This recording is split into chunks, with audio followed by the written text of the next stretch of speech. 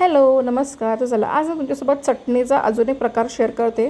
ही ना कारल्याची चटणी आहे. नॉर्मली कारले कोणालाही आवडत नाही, पण चटणीच्या रूपात दिलं ना तर सगळे आवडीने खातील, त्यांना कळणारसुद्धा नाही आपण कारल्याची चटणी खातो आहे.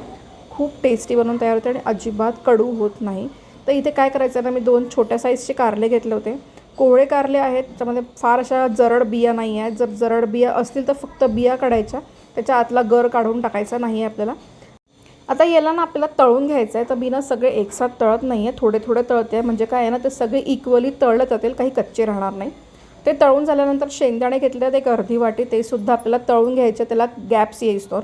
कोथिंबीर पण तळून घेतली आहे, गोडलिंब पण तळून घेतलेला आहे. तुम्हाला हिरवी मिरची हवी असेल तुम्ही ते पण घालू शकता. फक्त लसूण जो आहे तो तळून नाही घालायचा आहे आपल्याला, तो आपण कच्चा घालणार आहोत. त्याच्यानंतर थंड झाल्यानंतर ना 1-1.5 चमचा मी आमचूर पावडर घेतलेली आहे, लाल तिखट आणि मीठ घातलेलं आहे. लसूण घालायचा आहे, तो शॉर्ट याच्यात झाला नाही. पाणी न घालता याला छान वाटून घ्यायचं आहे.